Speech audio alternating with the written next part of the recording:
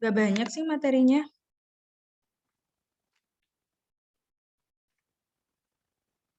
Oke. Nah, ini ada gate dan sistem pengukuran. Nah, gate ini adalah aspek penting dari upaya implementasi pengendalian proses untuk memastikan kapabilitas gate dan sistem inspeksi yang memadai. Dalam setiap masalah yang melibatkan pengukuran, variabilitas yang diobservasi mencakup variabilitas produk dan variabilitas karena kesalahan pengukuran, dan satu lagi adalah variabilitas dari gate. Nah, ini rumusnya. Variansi total sama dengan variansi produk ditambah variansi gate. Kalau sigma aja kan standar deviasi ya. Kalau sigma kuadrat variansi. Variansi total adalah variansi total yang diobservasi. Variansi produk adalah variansi komponen karena produk, dan variasi gate adalah variansi komponen karena kesalahan pengukuran. Gitu. Nah, ini contohnya. Lakukan analisis kapabilitas gate berdasarkan data hasil pengukuran ini. Ini ceritanya USL-nya adalah 60, LSL-nya adalah 5. Ceritanya ya. Bentar. Nah, yang pertama kalian gambarkan peta X dan peta RR. Peta X dan peta R-nya. Bisa kalian baca analisisnya, interpretasinya, bahwa ternyata dari peta X ini banyak yang di luar batas kendali. Dan peta R untuk melihat gate capability, kayak gitu. Nah, ini caranya. Yang pertama, sigma gate itu rumusnya adalah R rata-rata dibagi D2. D2 ini ada di tabel yang waktu itu ya, tabel variabel-variabel. Ini D2-nya adalah 1,128. Kenapa? Karena jumlah sampel per observasinya adalah 2. Ini kan observasi 1 ada 2 sampel, observasi 2 ada 2 sampel. Kalau kalian lihat D2 untuk jumlah sampel 2 adalah 1,128. Sedangkan R rata-ratanya adalah 1. Ini ya, kalian rata-rata R-nya. Ini X-bar-nya kan rata-rata di antara 2 ini. Terus ada rata-rata totalnya di bawah. Didapat sigma gig-nya adalah ini. Kapabilitas gig adalah 6 kali sigma gig. Tinggal dikali aja ya. Dan pengukuran individual dapat diharapkan bervariasi antara plus minus 3 gig. 3 kali sigma gig. Ini ya. Precision to tolerance ratio per T-nya adalah 6 gig dibagi USL min LSL. Tinggal dimasukin aja angka-angkanya. Kan udah ada ya, USL-nya 60, LSL-nya 5. 6 kali sigma gig-nya 0,887. Nah, threshold-nya adalah 0,1. Kalau misalnya dia lebih dari 0,1, maka kapabilitas gig-nya itu kurang, nggak cukup. Maka gimana caranya? Harus dikurangin. Apa? Mungkin sampelnya yang diperbanyak atau gimana. Tapi karena ceritanya ini udah kurang dari 0,1, maka dirasa kapabilitas gig-nya adalah cukup. Gitu. Nah, ini pengukuran variabilitas antar produk. Ini kan rumusnya ya. Sigma total sama dengan S kuadrat, deviasi standar dari seluruh data hasil pengukuran, dari 20 kali berapa data itu? 20 kali 2 data, dari 40 data. Sebentar ya.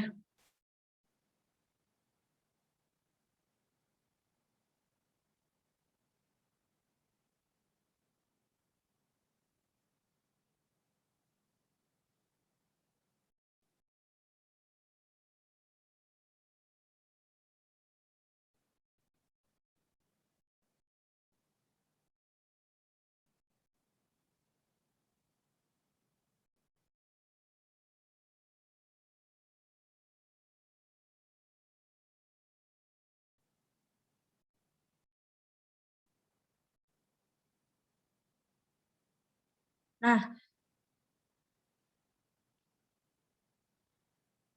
dari 20 data didapatkan standar deviasinya adalah variansinya adalah 3,17.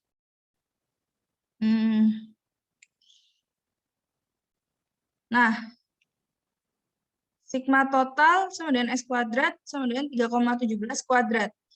Ini harusnya S aja sih, bukan S kuadrat ya. Ini kan soalnya di akar. Kalau nggak di akar, baru dia S kuadrat. Didapatkan 10,05. Variansi produk sama dengan variansi total dikurangi variansi G. Maka didapatkan, kan variansi G-nya dari pengukuran sebelumnya 0,887 ya. Tinggal dikuadratkan. Nah, didapatkan hasil 9,26, sehingga sigma produknya adalah akar dari 9,26, 3,04. Nah, ukuran tersebut dapat dinyatakan dalam persentase dari variabilitas karakteristik produk, yaitu sigma G dibagi sigma produk dikali 100. Maka persentasenya adalah 29,2%. Variabilitas produknya. Variabilitas antar produk.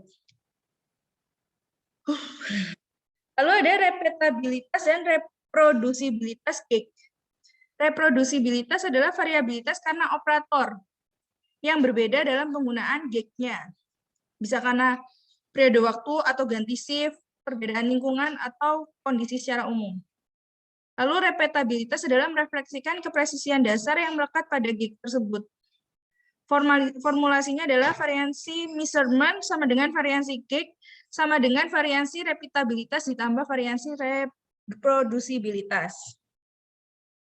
Nah, ini contoh soalnya. Dilakukan pengukuran 24 oleh 3 operator yang berbeda. Pengukurannya 2 kali per part per operator.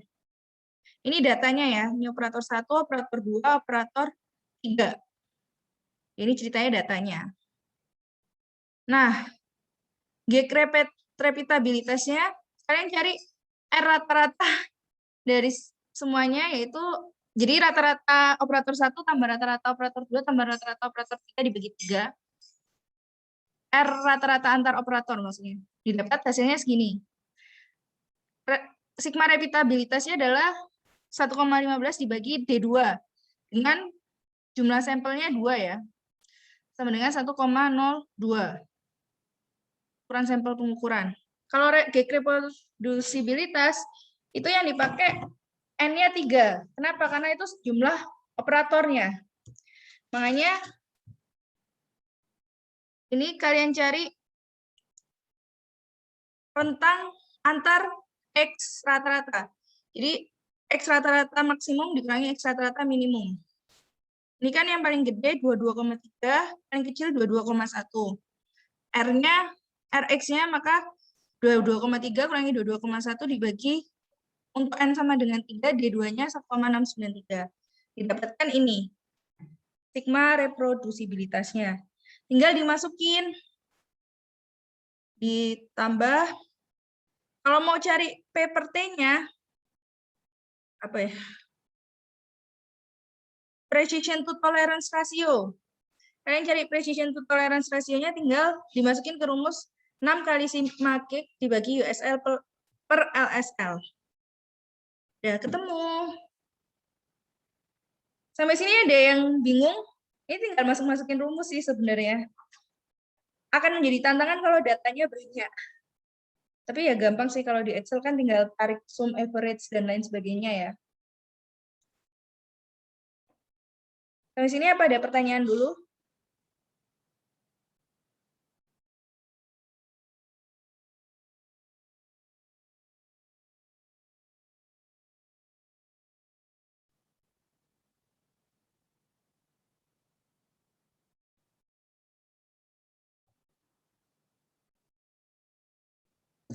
Bentar, ada yang chat. Belum, Bu. Oke, saya asumsikan masih bisa menerima. Lanjut. Aduh, saya benerin dulu. Penetapan batas toleransi rakitan dan komponen. Ini ceritanya ada rakitan dengan 4 komponen, yaitu komponen A, komponen B, komponen C, komponen D. Kayak disambung-sambung gitu loh. Nah, ini dimensi rakitan dalam kombinasi linear. Dan ini adalah variansinya. Ini contohnya ya. Misal ada suatu rakitan dengan 4 komponen masing-masing dengan panjang rata-rata dan toleransi sebagai berikut. Ini kan ada 4 komponen A, komponen B, komponen C, komponen B. Ceritanya kita ini panjang rata-ratanya ya, dan toleransi panjangnya. Jika diasumsikan bahwa dimensi komponen berdistribusi normal, tentukan batas toleransi natural untuk panjang rakitan tersebut. Jika ditetapkan spesifikasi desain panjang rakitan 20 plus minus 0,3 cm, berapa proporsi rakitan yang tidak memenuhi spesifikasi tersebut? Nah, kalian cari dulu batas toleransinya, standar deviasi, dan variansinya. Batas toleransi kan ya bisa langsung batas bawahnya yang komponen A kan 2 minus 0,3, batas atasnya 2 plus 0,3. Nah, standar deviasinya adalah batas toleransi atas dikurangi batas toleransi bawah dibagi 6. Rata-ratanya di total, jadi rata-rata rakitan ya. Lalu variansinya, ini variansinya ya standar deviasi dikuadratin. Standar deviasi dikuadratin, ini ditambah, tinggal ditambah aja. Loh Bu, ini kalau dilihat datanya kan 0,019, kok ini 0,020? Sepertinya ini ada beberapa angka di belakang koma yang dibulatin jadi 0,020 ya. Pada dasarnya rumusnya ya ini. Sigma Y-nya tinggal 0,02 ini di akar. Kayak gitu. Udah ketemu ya komponen-komponen dalam tabel ini. Oke. Kalau udah, dicari batas toleransi naturalnya, yaitu mu plus minus 3 kali sigma. Mu-nya 20 plus minus 3 kali 0,141 sigma Y-nya. Ini batasnya 19,477 dan 20,423. Nah, kalian gambarkan ke distribusi normal. Kalian gambarkan ke distribusi normal, kan dapat ini dicari nilai Z-nya, nilai Z atas, Z bawah. Nah, ini alfanya berapa yang di luar batas atas, batas bawah Z? Kalian masih ingat distribusi normal nggak sih? Ini kan jadi nilai probabilitas kan di tabel normal. Jadi kalian lihat aja di tabel normal. Atau dihitung dari Excel. Nah, proporsi rakitan yang tidak memenuhi standar ya tinggal ditambahkan aja. 0,0166 ditambah 0,0166. Itu terus dipersenin. Ya, anggap aja 1,66% tambah 1,66% kan jadi 3,32. Gitu sih. Udah belajar di statistik industri kan tentang distribusi normal. Di teori probabilitas juga udah saya ajarin kan. Bisa ngitung pakai rumus Excel juga. Tuh.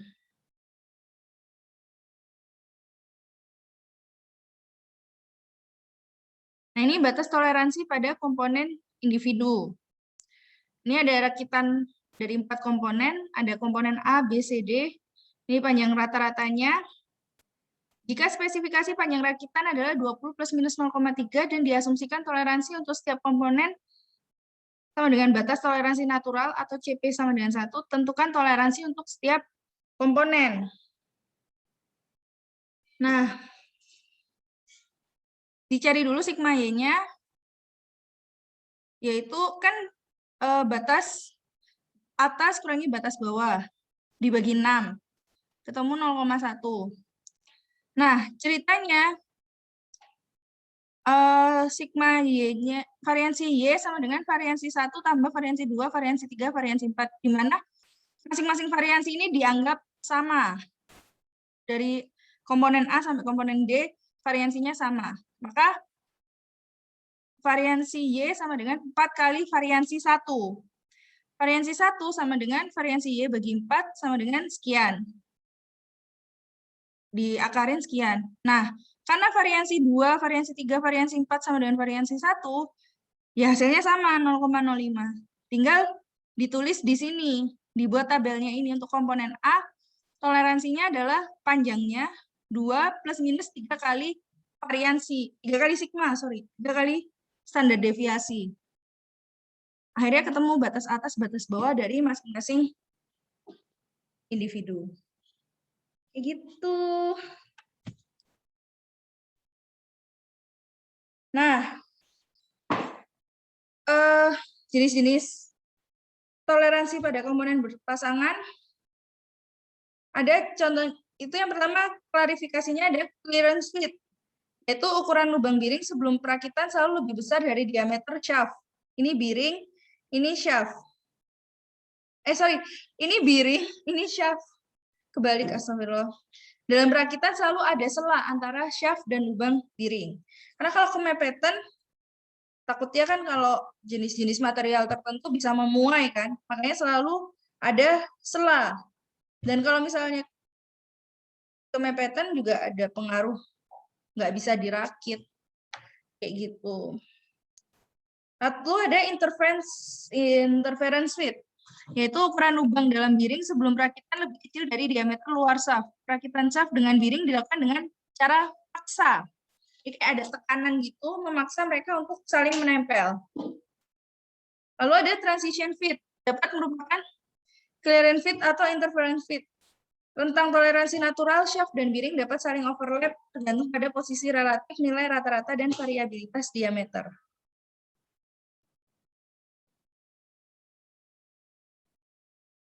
Ini estimasi batas toleransi natural proses. Jadi kita mengacu, batas toleransi natural itu kita mengacu pada CP yang diinginkan. Jadi kita ingin kapabilitas proses kita itu berapa. Misal kita pinginnya 1,33. Maka 1,33 sama dengan BSA, batas spesifikasi atas, apa bahasa Inggrisnya? Upper Specification Level. USL min LSL dibagi BKA min BKB. Ini kan batas kendali ya, pada peta kendali. Kayak gitu. Atau BKA min BKB ini sama dengan 6 kali sigma. Jadi 1,33 kali 6 sigma. Nah, ini kan jarak antara batas spesifikasi atas dan batas spesifikasi bawah adalah 8 sigma. Maka bisa dibilang plus minus 4 sigma kayak gitu. Karena jaraknya kan mu itu kan titik tengahnya. Batas atasnya kan mu plus 4 sigma, batas bawahnya adalah mu min 4 sigma. Itu. Ini estimasi toleransi statistik. Ini ada sih di statistik industri, di estimasi toleransi yang pakai KS itu loh. Kan ada tabelnya juga kan untuk mencari nilai K. Kalian buka lagi buku Walpole-nya. Dan nah, kita pakai confidence interval atau dan batas toleransi statistik. Apa tolerance interval? Ada confidence interval, ada tolerance interval. Kalian baca lagi di buku Walpole. Ada kok di ini bab estimasi. Nah, ini kalau yang non-parametrik. Non-parametrik itu apa sih? Kalau kalian ingat di statistik industri, data itu dibagi dua. Ada yang sifatnya parametrik dan non-parametrik. Parametrik itu adalah diasumsikan datanya berdistribusi normal. Sedangkan non-parametrik, datanya itu berdistribusi apapun selain normal. Atau ya nggak tergantung pada distribusi tertentu, makanya ditulis di sini. Dia ditentukan berdasarkan nilai pengukuran minimum dan maksimum. Masalah pada ukuran sampel untuk menjaga akurasi estimasi. Ini kalau dua sisi atau two tail, sedangkan ini rumus untuk satu sisi. Nah, kalau kalian lihat ada gamma alfa, alfa gini, gamma, itu ada di tabel di Walpole yang KS itu loh. Kalau gamma alfa mah enggak ya, kita tentuin sendiri maunya berapa. Sih, kan kesalahan tipe 1, kesalahan tipe 2. Udah habis, apakah ada pertanyaan? Singkat aja. Hari ini nggak ada tugas, berbahagialah. Minggu ini nggak ada tugas, minggu depan mungkin ada tugas lagi.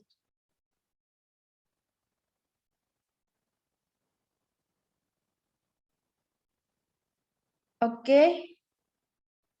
Ada pertanyaan kah?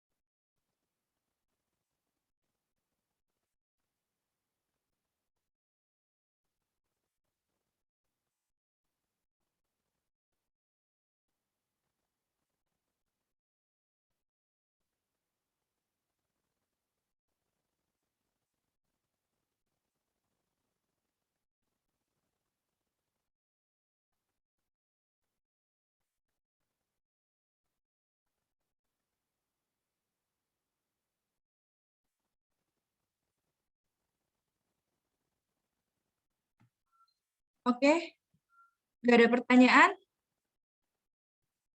Ya, karena hening, saya anggap tidak ada pertanyaan ya. Tapi kalau memang mau ada pertanyaan, nggak apa-apa, ditanyakan aja minggu depan. Minggu depan ada tugas tentang kapabilitas proses. Saya bikinkan dulu datanya. Maksudnya tapi dikerjakannya minggu depan, dikumpulkannya 2 minggu lagi. Nggak dikerjakan sekarang. Gitu, kalian sejenak istirahat dulu. Oke, terima kasih atas partisipasinya. Mohon maaf tadi ada sedikit keterlambatan dan kekurangan lainnya. Terima kasih atas partisipasinya. Sampai ketemu minggu depan. Tetap jaga semangat, jaga kesehatan. Assalamualaikum warahmatullahi wabarakatuh.